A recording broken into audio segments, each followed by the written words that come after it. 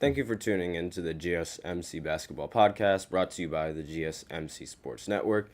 I'm your host, Nelson, and today we are going to still be focusing on NBA basketball. I know there was a lot of college tournaments that went down yesterday and over the weekend, and a lot of big games. If you've watched women's basketball, and if you're a big fan of women's basketball, then you know that Caitlin Clark is already a Big Ten champion, as well as LSU losing to South Carolina, who hasn't lost a single game yet this season or last season. But that's and the big fight that went down between LSU and South Carolina. But that's not going to be the topic of interest. So in the first segment, we are going to talk about Luka Doncic breaking another triple double record. It seems like he does this almost every single year. It's impressive, and I might as well explain what record he broke. Russell Westbrook previously held this record, obviously. He broke the record of most consecutive 30-point triple-double games, so I'm going to talk a little bit about that and how that affects the MVP race. What else? There was also, I'm going to talk in the second segment about the Kobe statue, because there's a lot of people who don't like the Kobe statue, and I'll explain why they don't like the Kobe statue and why I don't like the Kobe statue anymore. And then in the third segment, we are going to do a quick recap of all the NBA games that went down. Well, most of the important games that went down over the weekend, particularly the Lakers game when they beat the Milwaukee Bucks without LeBron James. And while the Bucks, they had all of their players, they had Giannis, they had Dame, and they still couldn't win. So I'm just going to talk about that. But before I begin with the first segment, I'd like to remind everybody, as always, to please use the link in the description or the link displayed below the ticker on every single show segment to get your comments recognized. The link is gsmcpodcast.net. Really helps the show, makes the show much more interactive between myself and you guys, the viewers, puts your comments directly in front of my screen. But with that out of the way, let's go ahead and talk about Luka Doncic and his record and his ability to just constantly break records like it's nobody's business. He's one of those players that's going to make the record books his own personal diary. Similar to how Patrick Mahomes is going to be the next face of the league, Luka Doncic is probably going to follow suit with that, along with Nikola Jokic. Now, talking about Luka specifically and the record that he broke, obviously 6 straight games averaging a 30-point triple-double is ridiculous. And it's really there's nobody that can do it like him other than Jokic. And that's sort of the problem that Luka Doncic has always been facing. Because Luka, he always has the skill sets. He always has what he needs to be the MVP. But there's always that one other player that just has something over him. Like, in this case, it's going to be Nikola Jokic, who has the better team. That's the thing that Nikola Jokic has over him. Because when you really think about it, their production, Jokic's production and Luka Doncic's production, they're roughly the same. In the sense that they both drop triple doubles. They both can score the ball very easily, and they both set up their teammates very well. To get open looks, to get better looks, and to get good shots. So their production and to a team is more or less the same. And not to mention, those two are some really good friends off the court and some of the funniest people in the NBA. So when you think about how both of them can produce the exact same, there's really it's a much more difficult argument for MVP, because if their production is exactly the same, then you're going to have to go based on team record.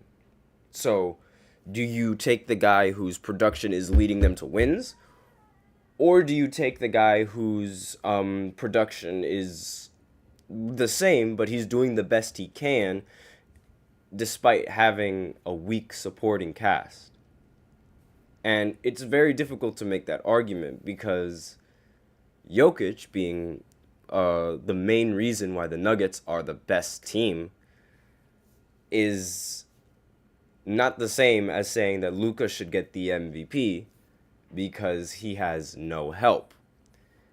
It's not how that's not necessarily how the MVP works. And like it's essentially like best player on the best team. And if you are not the best if you're not on the best team, chances are you're not going to win the MVP. However, there are some exceptions to that. And we previously mentioned Russell Westbrook, and he was one of those exceptions. He was a very low seed. His team only won 44 games that season. And I believe he was like a 6th seed in the Western Conference. And 6th or 7th, one of the two. I'm not entirely sure. But when he was the MVP, the reason why he won that MVP was only because Kevin Durant left him.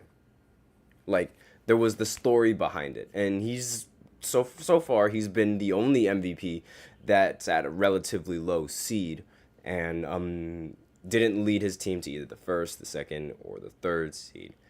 And we have someone commenting in the chat. JSMC Sportsnet. Oh, it's one of my boss. I think the MVP is Jokic's to lose. That's absolutely right. It is Jokic's to lose simply based on team record and like the fact that he can produce as well as anybody else in this league. Like in previous years, when Luka didn't win the MVP, it was Giannis that was winning the MVP. And the reason why Giannis was winning the MVP was not only because the Bucks had the best record in the NBA, but because like the production that Giannis could bring on the offense was there. At the same time, he was also able to bring production to the defense. He won Defensive Player of the Year at one point. So that's another aspect of the game that just doesn't get talked about.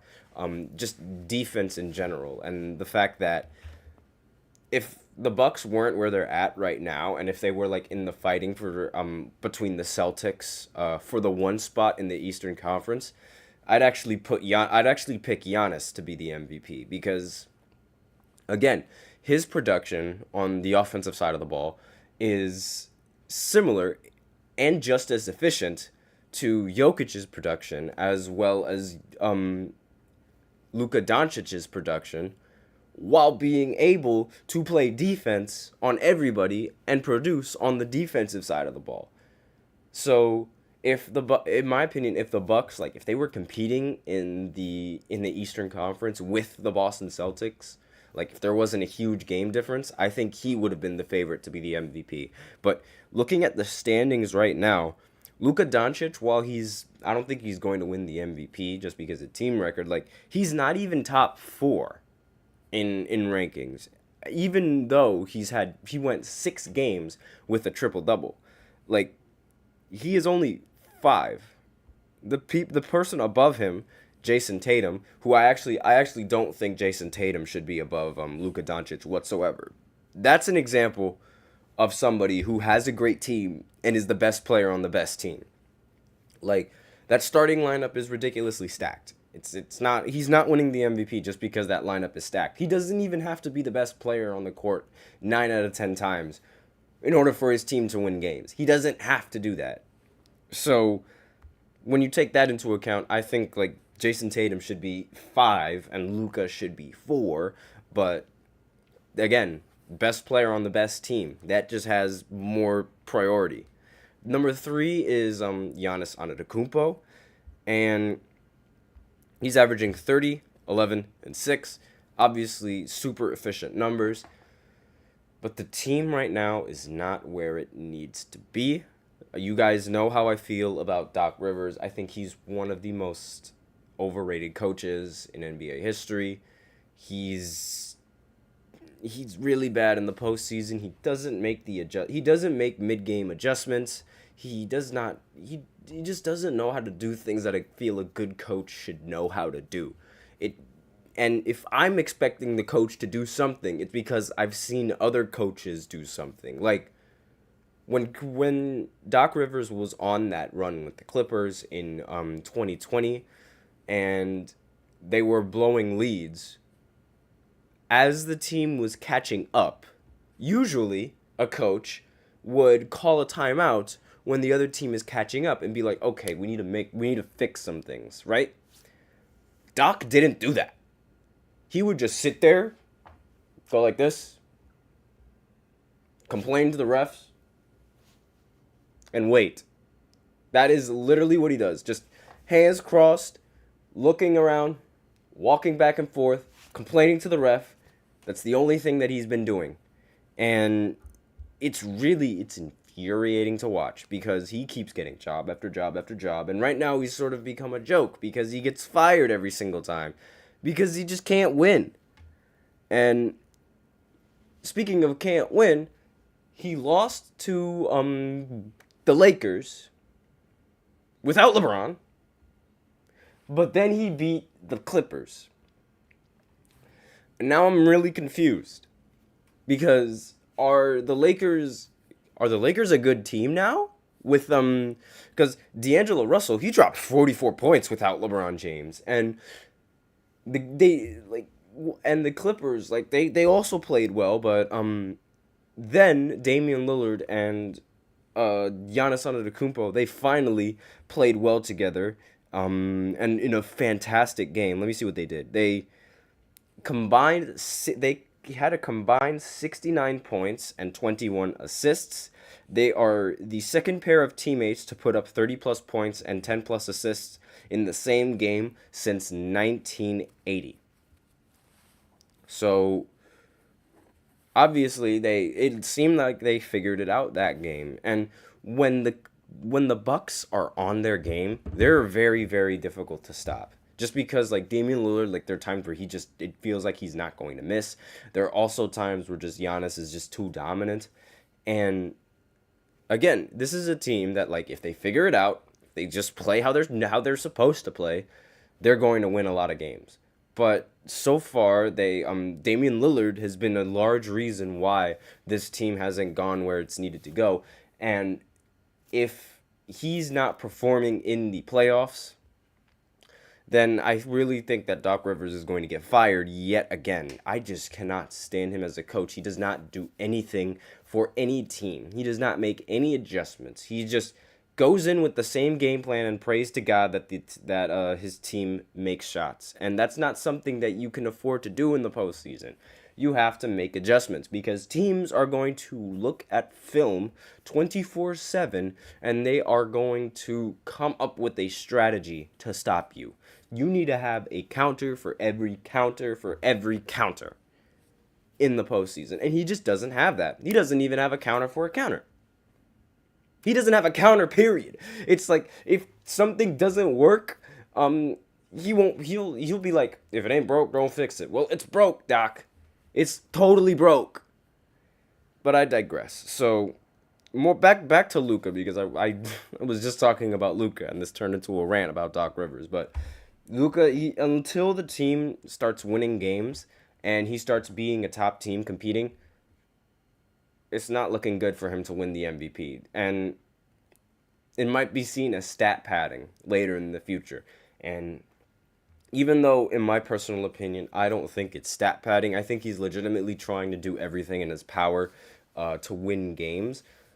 But it's the fact that the Mavericks just don't win games. And Luka's a terrible defender, and this might be one of the largely overlooked reasons as to why the Mavs always keep losing some of these games. Because I remember last year they did not make the playoffs because they did not have defense. They had great scorers, Luka and Kyrie Irving, but it doesn't matter if they're the only two scoring and the other team can score on your guards like they're a bunch of cones parked on defense. It's really difficult, and like I really don't like how I really think that the MVP this year should be. I really think that it's going to be Jokic because of the team record and like his overall triple-double prowess, but I really wanted it to be Giannis. Like in the beginning of the year, I really thought it was going to be Jokic and Giannis fighting for that MVP.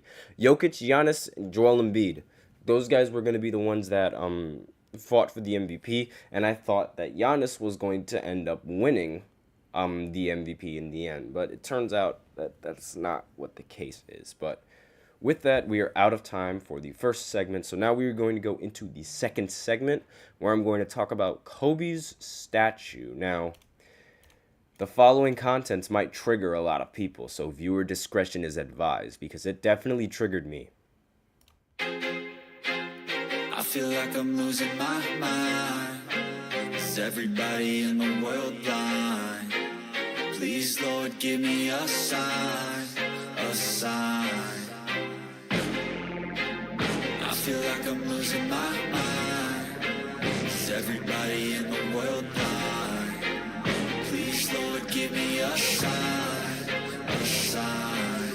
I wanna be the greatest. Everybody on the fake shit. I look around and feel like everybody is the fakest. I make this every day and I'm impatient, hoping one day I blow up from the basement. Statement, the top is so vacant. I don't hear shit that I think is amazing. Waiting for my day when I'm playing sold out shows for 1,000 faces. Hey, give me that crown, get in my way and to be put down. It ain't your place, all this my town. If I want that shit, then I'll get it right now. I'm losing it, the noose it fits, I'm losing shit, a stupid myth. You choose to live or choose to dip, you choose to fight or lose your grip and lose a gift. Oh. I feel like I'm losing my mind. Is everybody in the world blind? Please, Lord, give me a sign, a sign. I feel like I'm losing my mind. Is everybody in the world blind? And we are back with the second segment of the GSMC Basketball Podcast, brought to you by the GSMC Sports Network. And in this second segment, we are going to talk about Kobe Bryant's statue and how there's spelling errors in that statue. I have no idea how they could miss all of that, but I completely digress. But before I begin, I'd like to remind everybody to please use the link in the description. That is gsmcpodcast.net, and it's displayed below the ticker on every single show segment. Really helps the show, makes the show much more interactive between myself and you guys, the viewers. So with that, let's go right ahead and talk about the statue. Crucial PGs in the chat, you don't like Jose Calderson. I'll explain why that's funny in a minute, because Jose Calderon, he's one of the players whose name has got misspelled. Now, don't ask me why his name was on the statue if they're not going to spell it properly, but I completely digress.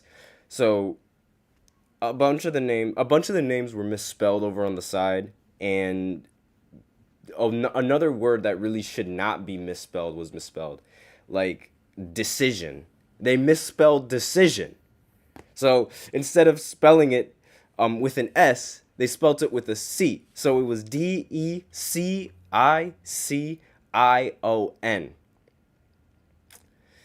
And that's not the only mistake that they made on the statue. Ooh. They also misspelled Von Wafer's name. So his name is now Vom Wafer. Fantastic. VOM instead of VON. And then there is Jose Calderson, which Crucial PG said in the chat. Instead of Jose Calderon, they added an S for whatever reason. And yeah. So that's 3 misspellings on Kobe's statue. One that they worked really hard on. And here they are just misspelling their names completely. Like, we have so many people. This chat is bumping now. Okay. But it's like, how do you mess up names that are written on Google? How do you mess that up? And this is not an easy fix. I think those names are going to be misspelt forever, because I have no idea how you can adjust the names on a statue and how you can make it look presentable. I mean, at least Kobe's name was spelled right. At least they didn't misspell Kobe's name, am I right? But I really don't know. Let me know what you guys think in the comments. I have no idea what else anyone can do. I mean, and it's also a little bit worrisome because Kobe is supposed to get 2 more statues. Like, are those 2 other statues going to have spelling errors in them 24/7? Like, and a lot of Kobe fans and a lot of Laker fans, they're absolutely furious about this. Like, this was not supposed to happen. This was Kobe's big day, and this was something that like everybody always expected, something that people dreamed of, and they misspelt it, and they just ruined it. So now now a lot of people on Twitter and a lot of people on Instagram, they're all saying like that they gotta completely rebuild the statue. And like that's a lot of money to be wasting, especially like when it's just throughout the entire thing. It's just completely disappointing, and it's really bad because the Lakers are actually winning games now. For some damn reason, they're winning games. Like, let me just pull up the box scores for the previous. Like I mentioned earlier on the podcast, they beat the Milwaukee Bucks without LeBron James, and I have no idea like why, like how they were able to beat. I don't know how they were able to beat the Milwaukee Bucks. D'Angelo Russell ended the game with 44 points. That must have been a career high from him, honestly. But trade deadline D'Lo is absolutely ridiculous. And Spencer Dinwiddie also got the the game sealing block over on Damian Lillard. So we have that, and not only that, the Lakers, they also beat the Timberwolves, and beating the Timberwolves, like the number 1 seed. Now this time they definitely had LeBron in this game. So with that in mind, hold on, there is somebody in the chat. Thoughts on the Troy Weaver situation? I'm not even going to lie. Detroit is irrelevant. So I don't pay attention to Detroit on anything. So I have no idea what you're talking about. I'm just kidding. But apparently the GM Troy Weaver has expletive-laced argument with a fan during the game versus the Mavericks. I mean, so what? Like, who cares? I'm just going to be flat out with you. Who cares? Because I don't, and it's whatever at that point. Because like, he should just sell the team. In my personal opinion, sell the team, because nobody cares about that. Let's talk about the Lakers again, because that's even more fun. The Lakers, again, they beat the Bucks without LeBron James, and the Bucks they're just not it. Like, I'm sorry, it's just that simple. The Bucks, with Doc Rivers as their coach, they're not going far. Even with Giannis dropping 34, 12, and 14, they still somehow end up losing, and they let D'Lo drop 44 points. And this honestly goes back to like what I said about Damian Lillard lacking defense. Allowing D'Angelo Russell to get 44 points is inexcusable. Like, that is some of the worst defense that I've ever seen in my entire life coming in from Dame. And if Dame is not outscoring his player on the offensive side of the ball, it's a recipe for disaster. If you're the Bucks. And let me see what he shot. He shot 10 for 23. Not that bad. He ended the game with 28 points, but again, 28 points and getting 44 points dropped on your head is not something to look forward to, especially going into the playoffs, where like you're sort of expected to generate a lot of points in the playoffs, and you're expected to get a lot of stops in the playoffs. And like since we were talking about like the GM of Detroit, I might as well like go ahead and like elaborate just a little bit on it. Like, the fan was heckling, and like obviously if you're heckling someone, then like your chances are you're either going to get a response or you're not going to get a response. And Troy Weaver decided to respond. But then again, like I mentioned earlier, who really cares about that? Because I don't really want to talk about the Pistons. They're irrelevant. So we're going to keep them irrelevant. How about that? Now, another game now we're going to move on to the Timberwolves game, where they actually did have LeBron in this game, and they still ended up winning, with Anthony Davis dropping 27 and 25, putting up ridiculous numbers, and also putting up 7 steals as well. So with that in mind, this was obviously a dominant win for the Lakers. 120-109 was the final score. No Karl Anthony Towns, and so far this team has not been really the same, at least in terms of winning. Because right now, these guys they've sort of been struggling. They've really been struggling, and that makes sense when you lose your second best player, and you're still trying to figure it out. You're still trying to figure out who is going to step up in these situations, and I honestly expect Anthony Edwards to carry a lot more of the load on the offensive side of the ball. Anthony Edwards, he ended the game with 25 points on 10 for 23 from the field. So obviously he needs to remain a little bit more efficient if he wants his team to win a lot of games. There was also no Rudy Gobert in this game, which was probably the biggest reason why Anthony Davis was able to end the game with 25 rebounds and 27 points. Because if Rudy Gobert was there, I think this game would have played out a whole lot different. But I digress. A win is a win is a win. LeBron James ended the game with the most points, of course, because he's LeBron James. 29 points, 9 assists, 8 rebounds. I mean, he's the GOAT. It's that simple. I don't got to say it every single time, but I will say it every single time because everyone should know that he is the GOAT, the greatest basketball player of all time. Everybody should know that. You all should know that. You guys in the comments should know that. And you guys in the comments should know that I am a big LeBron fan. So, do I think this team has what it takes?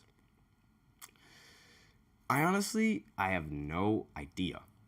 I don't know if they got what it takes. I'm going to be honest with you. Maybe, like how they did in the bubble, watching this Kobe statue get completely disrespected on, because they misspelt every single name and they misspelt the word decision. Maybe this will give them the inspiration that they needed. Because if you remember in 2020, unfortunately, Kobe Bryant, he lost his life in helicopter crash. And right after that, LeBron made a promise saying that he was going to bring back a championship over to the Lakers. The very instant that Kobe went down, the Lakers were on a mission. And they kept that mission alive throughout the bubble. They ended up winning the championship in those Mamba jerseys. So I don't know what it is, but that just gives them the strength that it gives them strength. I don't know what it is. It might be a superstition thing. It might just be but the Lakers, it feels like they need something to motivate them before they can play the team that they're playing. When you look at D'Angelo Russell, trade deadline D'Lo, he needed something to sort of give him a reason that oh wait, this give him some sort of a reason to sort of play better. Oh, they're thinking of trading me? Alright, I'm gonna start hooping. That's literally what he said. That's literally what he started doing. I can't explain it, but it was the second the trade deadline and the trade rumors around him started going about, bro was like, all right, time to drop 29. I have no idea. Now, Crucial PG is being a depressed Clippers fan in the chat saying, and the Clippers choked. Couldn't imagine being a Clippers fan. Geez, how do they do it? Oh, he's not a Clippers fan. Whoops, my bad. I thought you were being a depressed Clippers fan. That's me. But, yeah, I mean, the Clippers did choke. I still think the Lakers would have beat the Clippers in that series. I still think that I stand by that. And, I'm always going to stand by that. LeBron was on a mission. Nothing was going to stop that old man from winning a championship. There was nothing. Crucial PG says, nah. Yes, there was nothing stopping him. He was going to prove to everyone why he was the GOAT.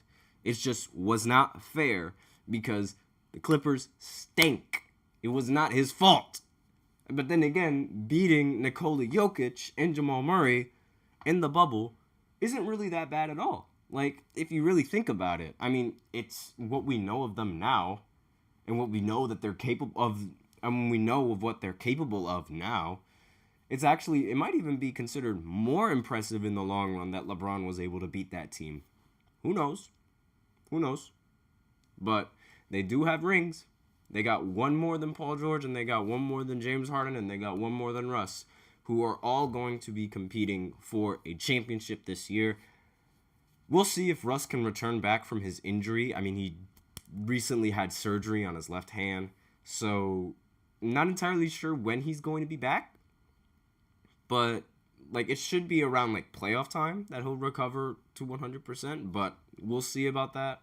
But with that, we are out of time for this second segment, and I really did not want to talk much about Kobe Bryant's statue getting misspelled, because, like, it's misspelled. The people are incompetent. I don't know what you want from me. But with that, we're going to continue with our story about the NBA, and we're going to quickly recap all of the important games that happened over the weekend. And I said important games because we're not going to be talking about Detroit.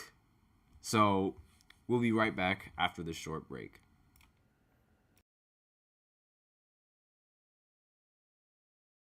For the best and latest podcasts available anywhere, go to the podcast app on your cell phone and type in GSMC to access free content-rich podcasts on health and wellness, book reviews, sports, entertainment, relationships, social media, movies, technology, finance, and even weird news. Subscribe and download the GSMC Podcast Network's family of shows, available everywhere podcasts are found.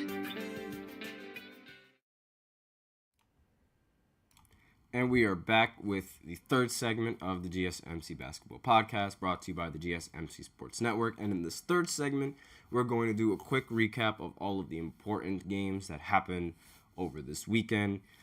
And Crucial PG in the chat says, W Pistons hate. Yeah, I am not a fan of the Pistons, and I'm not going to talk about them because they beat my Brooklyn Nets.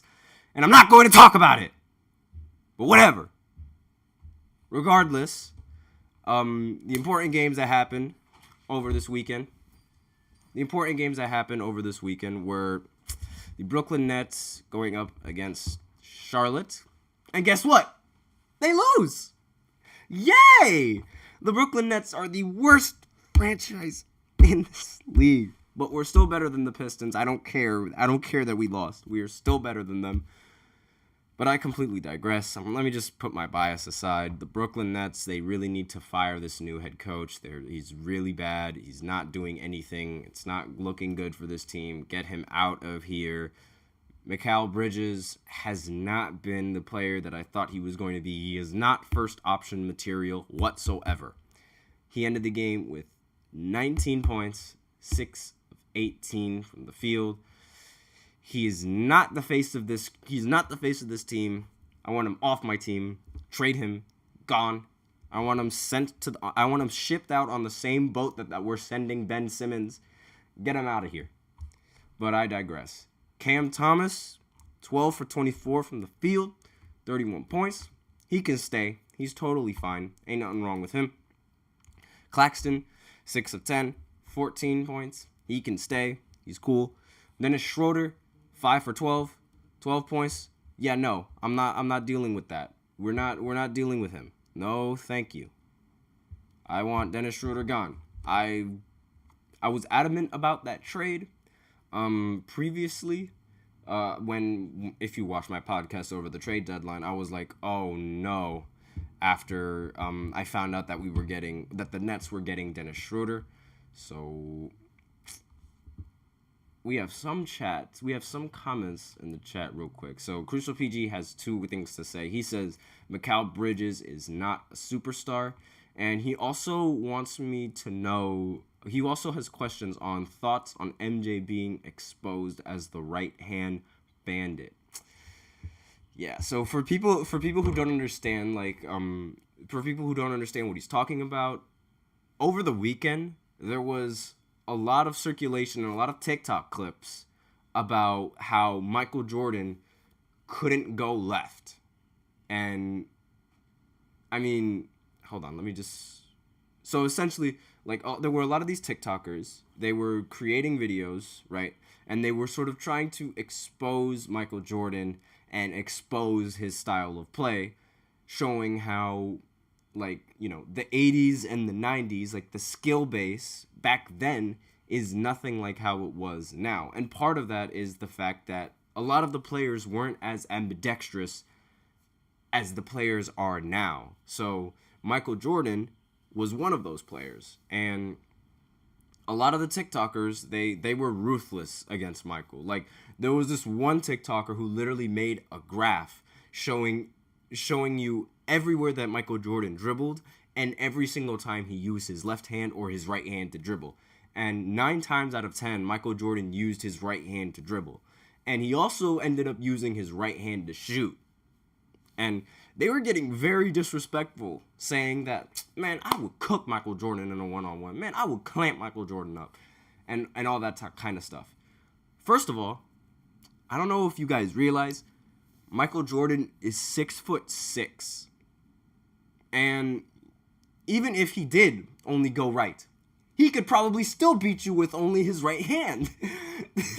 So I really don't understand, like, what the talk was. Like, and you guys know I'm a huge LeBron fan. So if a LeBron fan is saying that MJ is going to cook, MJ is going to cook. And it's like, I don't get that argument whatsoever. I mean, yeah, he was only using his right hand. So what? He was still putting up all those points.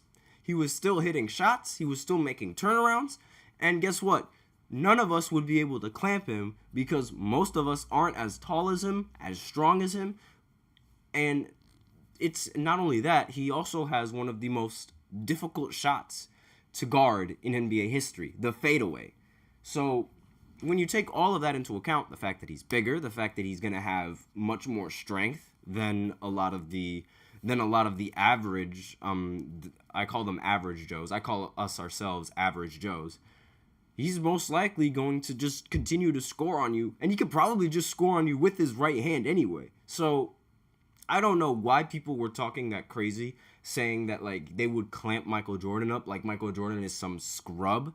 He's 6'6", and he's considered to be one of the most athletic players in NBA history. If you think you are going to beat him, you need to be some super freak athlete that has ridiculous defense, because MJ is going to expose that. These players are much smarter than us, than you think, regardless whether they're old heads or whether they're not. Put some respect on his name. He's Michael Jordan. Put some respect on him. But I digress. So back to recapping most of the games that happened over the weekend.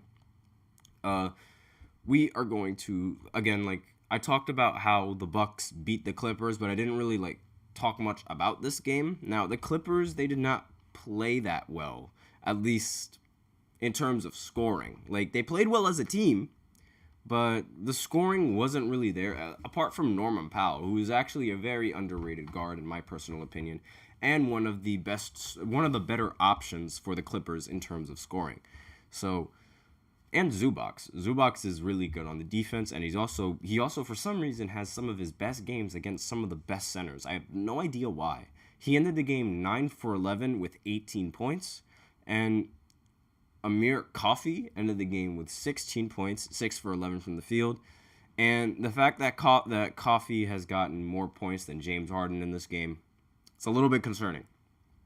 But then again, there was no Paul George and there was no Kawhi Leonard in this game, so I guess it sort of makes sense why this Clippers team did not win.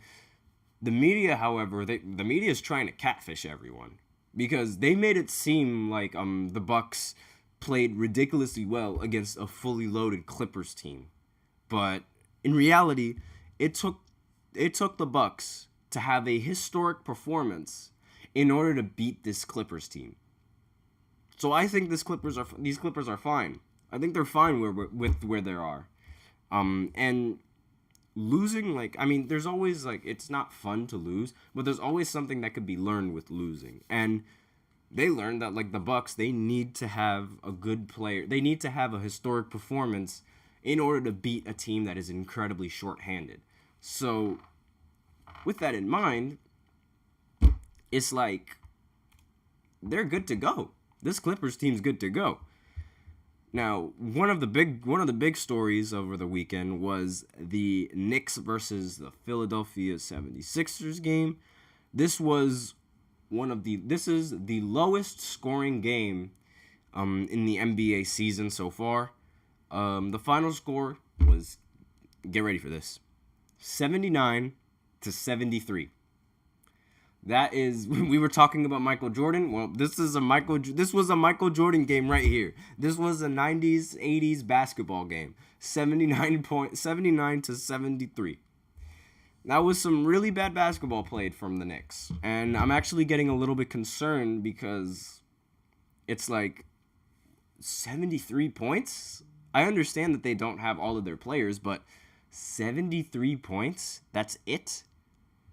Josh Hart ended the game with 9 points, 11 rebounds, 43 minutes. He plays so much minutes. Dante DiVincenzo, 15 points, 9 rebounds. Jalen Brunson, 19 points, 8 assists. And that was really all of the scoring coming in from the Knicks.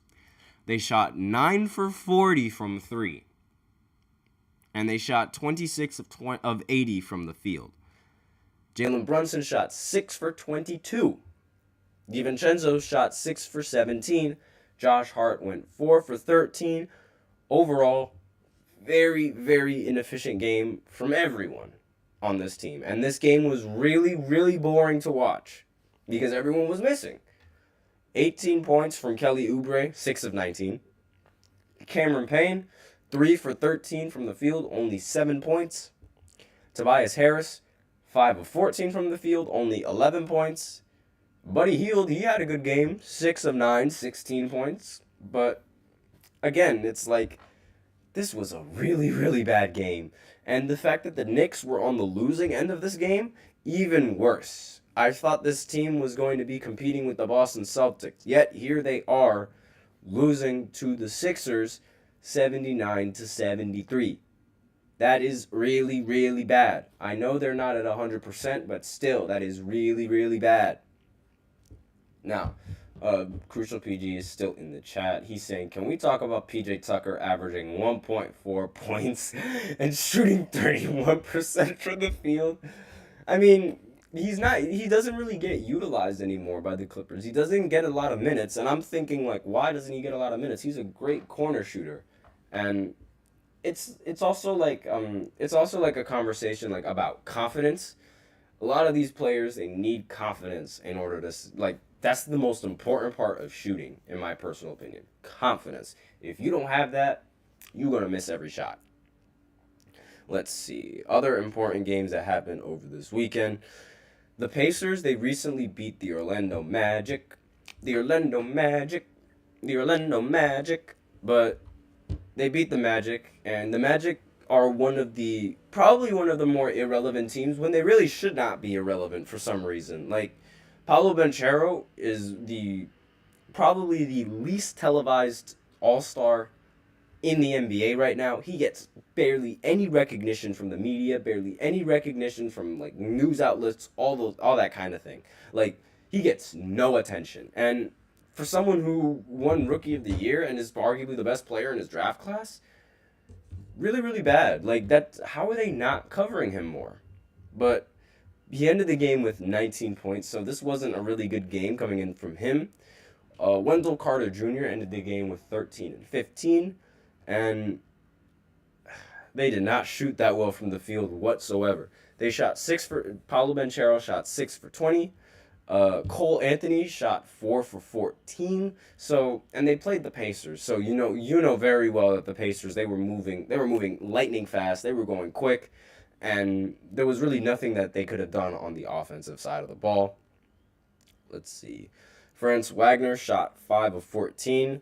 Did I mention Wendell Carter Jr.? I don't think I did. Wendell Carter Jr. ended the game with 13 points on 13 shots.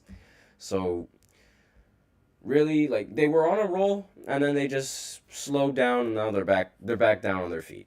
I mean, despite the fact that the Magic are in the playoffs right now as opposed to the Pacers, I honestly did not expect the Orlando Magic to make it this far. Crucial PG in the chat saying that PJ Tucker is trash. He can't shoot anymore, and he gets blown by defensively. Honestly, like, that was another aspect of his game that was really overlooked. His defense. If you remember, he played center when he was on the Houston Rockets, and he was ridiculous. He led the Rockets to the best defensive rating in the bubble, which is ridiculous to me, but I completely digress. Like, that small ball lineup, that was revolutionary. That completely changed the game, just having that spacing. It was very fun to watch. I actually think Houston, when they ran that offense, and for a few days and like for a few weeks, that was my favorite time watching Russell Westbrook. Like, I don't know what it was. That Houston team was different. But yeah, PJ Tucker right now, I guess you can call him a little bit washed up, just because like he's only there for his sneaker collection right now. Now, other important games that went down. Let's go ahead. The Boston Celtics, they ended up beating the Phoenix Suns on Saturday, and the final score was 117-107. Jason Tatum ended the game with 29 points and 10 rebounds. Jaylen Brown ended the game with 27 points. So, see, I mentioned how there's an argument for Jason Tatum, like, not being the MVP just because his team is so good. Look, another one of his teammates ended the game with 20-plus points. Now, on Phoenix's side, Kevin Durant ended the game with 45 points and 10 rebounds, but it wasn't enough to stop the Boston Celtics, because the Boston Celtics still have defense. And they were able to fall back on their defense while their offense was, a little bit lacking in certain areas, not in everyone, but certain areas. Derek White, he ended the game with only 10 points. And what did he shoot? Let's see. He shot 5 of 8, so it wasn't that bad. But then again, he wasn't really producing that much. But regardless, the Suns, like Bradley Beal, another main contributor to the team, 25 points, and he shot 10 for 20 from the field. If Bradley Beal shot a little bit more efficiently, then this game might have been closer. But so far, this Boston Celtics, again, they've been showing everybody that they're the best team in this league, despite that one embarrassing loss to Denver over on Thursday. But like, that's sort of like a bump in the road. It is what it is with that team, and losing to another great team like the Denver Nuggets, in hindsight, is not really that bad if you can keep capitalizing on all of these wins. But let's see. Oh, the Cleveland Cavaliers over the weekend on Friday, they actually ended up beating the Timberwolves despite not having their best player in Donovan Mitchell. So with that in mind, the fact that they were able to beat the Timberwolves, the best team in the Western Conference right now, without their best player, and they technically didn't have Karl Anthony Towns either. It's a little bit concerning for the Timberwolves, because it's like, did Karl Anthony Towns really bring that much value to the team to the point where it's like, you guys can't win any more games? They have to stay afloat until he returns from his meniscus surgery. It is questionable. He is questionable for returning back, but as of right now, it might seem that the Timberwolves season is over. It might. Just saying. But with that, we are out of time for this third segment. So now we are going to go into the fourth segment, where we're going to talk about the NBA power rankings. They were just updated like 37 minutes ago. So we're going to go ahead and look at that after this. But I'll be right back after this short break.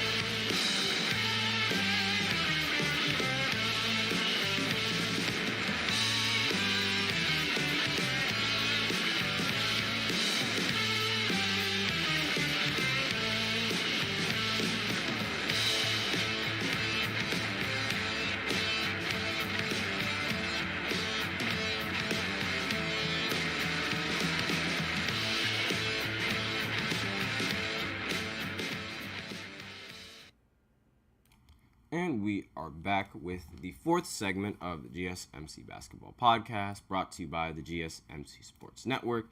And in this fourth segment, we are going to be taking a look at the NBA Power Rankings. They were just released, but before we go look at the NBA Power Rankings for this week, we're going to look at the previous Power Rankings and see what I personally think is going to change. So let us go right ahead and see, that's the first article right there, but here's the article that we looked at last week. So let's go ahead and check to see which teams. I clicked on the right one, right? Let me just make sure that I did. Yep, yes I did. So this is the one that was updated like a few weeks ago. It was updated a few weeks ago. The Boston Celtics, they stay being the number one team on this list. Maybe, this is a big maybe, the Denver Nuggets actually become the number one team on this list. Simply because, I mean, they did beat the Boston Celtics, and they swept the season series. So, and yep, the Denver Nuggets, they are the second best team in the NBA, according to Power Rankings. So maybe in these next Power Rankings, this team and this team is going to flip-flop between each other. And it seems like, I really think that that's the best move for them. The Thunder, on the other hand, I still think that the Thunder should be fifth. I thought that from here. I thought that when we were looking at this at this list, and I'm still gonna think it now, they should be the fifth team. Now the Clippers, they're fine with where they are. They're fine with where they are right now. The Clippers, they should be in that same spot. And the Timberwolves, they might. I don't think they're going to take that third spot either. So, with the with the Timberwolves not having Karl Anthony Towns anymore, they might just keep OKC there, and they might also keep the Clippers there as well. And they might move the Timberwolves down just a little bit. Will they move the Bucks up? I don't know if they'll move the Bucks up. The Bucks might actually drop a little bit, all the way down to 7th. I would not be surprised if the Bucks drop down to 7th, given like how they've been playing. Like it's really bad. It's like losing to, again, they lost to the Lakers while they were shorthanded, and they beat the Clippers while they were shorthanded. So I really think this team should be like 9. This team should go back to 9. But I know they're not going to go back to 9.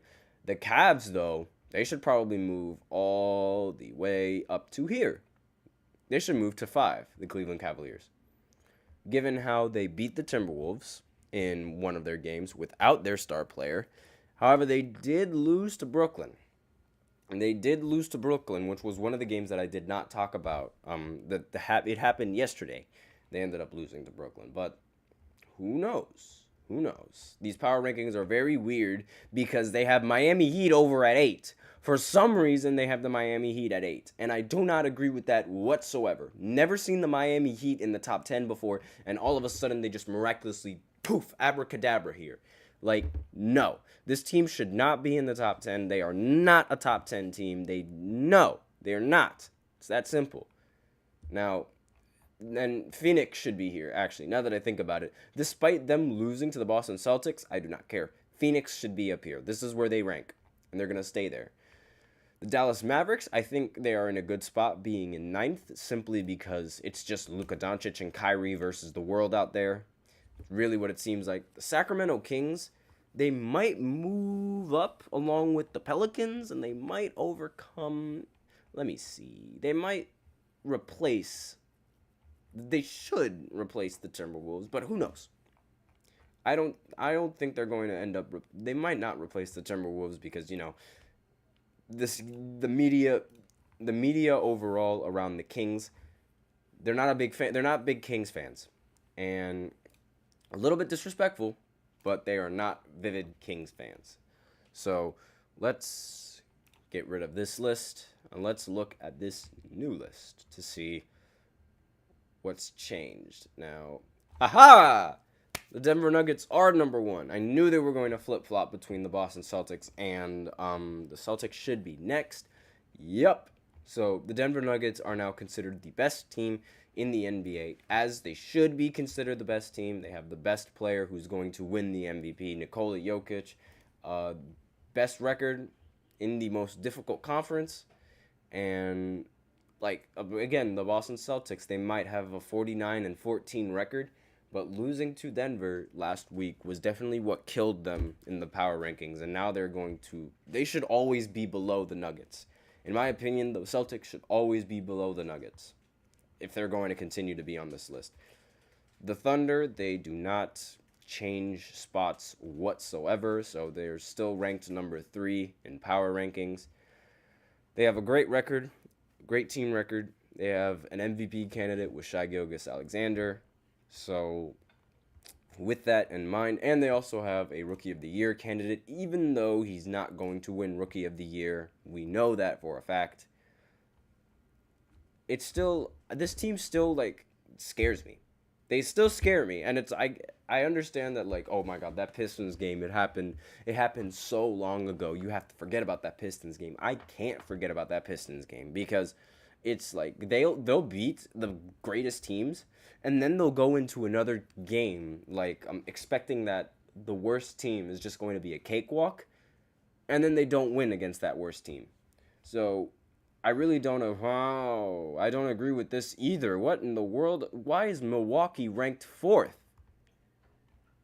Okay, so Milwaukee is ranked 4th in the power rankings right now, and apparently they are there because of those first 6 games out of the All-Star break, and the fact that they were able to survive a close game against the Clippers without Paul George and Kawhi Leonard. They're ranked 4th because they beat the Clippers without Paul George and Kawhi Leonard. That makes 0 sense. 0.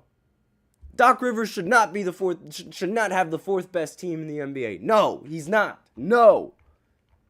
And they took the Clippers spot. Are you serious? They took the Clippers spot just because they beat the Clippers. That doesn't make any sense. The Clippers, he just said that the Clippers didn't have their two best players. So why is the Bucks ranked over them? Because they had a historic performance without their 2 best players. If they did not have the ridiculous 1 in a million performance, they would have lost. That does not make any sense, in my opinion. This list is already really bad, but let's go right ahead and continue on with this list. Timberwolves are 6. Makes sense. They lost their 2nd best player, so them dropping all the way down to 6 makes sense. So no need to really touch up on that. Oh, the Pelicans. There we go. They're back up in the top 10. I expected them to make it back. I just didn't know when. So definitely very well deserved to be in the 7th spot after being out of the top 10 last week, which I thought was absolutely blasphemous. Now, the Cavs, they're at 8, respectable. Again, they're lacking their best player, Donovan Mitchell, so we have to wait and see, because they've been playing without Donovan Mitchell for the last 6 games, as it says over here. So, you couldn't see it. But with that in mind, it's they've been dominating these games, but without Donovan Mitchell. So wait until Donovan Mitchell gets back, and that's the ranking that they're going to get. So, the Phoenix Suns, they're back up in the top 10, as they should be. I don't know why they put Miami in that top 10. Miami is not a top 10 team whatsoever. So then, after the Suns team, it's either the Kings or the Dallas Mavericks that's going to pop up next. And it's the Dallas Mavericks. Makes sense, because Luka Doncic has been getting a lot of recognition from the media, again, breaking the triple-double record, as I mentioned previously, as well as just overall, just playing better. This Miami Heat team is not that good.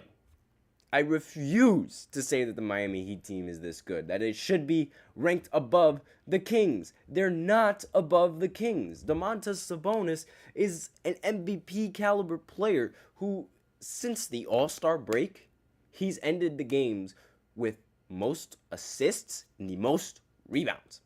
Since the All-Star break. He is a double-double machine. We have a triple-double king, and now he is a double-double king. It is that Simple. I do not understand why the media is not giving respect to the Sacramento Kings team. The Lakers, for some reason, the Lakers just jumped all the way up to number 13 in the power rankings, which is absolutely ridiculous in my opinion. They were ranked 17th the last time we looked at these power rankings, and now they're 13th. Excuse me. Makes no sense, in my opinion. No sense at all. But all power to the Lakers, I guess. I mean, it's about time that they decided to start producing. Like, again, they beating the Bucks without LeBron, and then going on to beat the Timberwolves with LeBron. I guess that makes sense that they jumped up 4 whole slots, and they're looking to be a much better team than they were at the beginning of the year. And all in thanks to D'Angelo Russell finally playing like the third option that the team needed. And they're going to need all the help they can get. They're ranked higher than the Pacers, and it makes sense. I mean, if you remember in the in-season tournament, the Lakers beat the Pacers in that tournament. So it makes sense how they're still ranked over them, even though like that was a long time ago in a galaxy far, far away. But next is Sixers. For some reason, the Sixers are still in the top 20 when they shouldn't be. I don't agree with this team being so high in the rankings simply because like Joel Embiid he's not there. He shouldn't be there. The Knicks, they drop all the way down from 10 to 16. What is that? Like, okay, they were ranked 14th the previous week, but I thought that was wrong too. They should have been ranked 10. And like, this Knicks team, it's just the Knicks. They're doing Knicks things right now. It's really not surprising. Let's see. And we'll go over one team. The Orlando Magic, they're number 17. Orlando Magic. I love that jingle. It's so funny. Again, they aren't really televised, so you wouldn't know that they've won 13 out of their last 16 games. And it's really, really infuriating. But at the same time, it also means there's less pressure and less expectations. So that might also play into a key factor for why this Magic team is just balling. Because they don't have any expectations from the rest of the media. But with that is the end of the power rankings. I don't want to look at any of the other teams because we'd be here forever. And we can't be here forever because right now, this is the end of the show segment because we are out of time. So thank you for tuning in to the GSMC Basketball Podcast presented by the GSMC Sports Network. Your support means a lot to us, so please remember to subscribe to the show and leave positive review. It really does make a difference. We also invite you to follow us on Facebook, Twitter, TikTok, and Instagram for more content and updates. Thank you once again, and I would like to remind everybody to please remember to use the link in the description or the link displayed below the ticker on every show segment. That is gsmcpodcast.net. Really helps the show, makes the show much more interactive between myself and you guys. And like I said earlier, that's the end of the show. Thank you guys so much for tuning in. I am your host, Nelson, and as always, take care.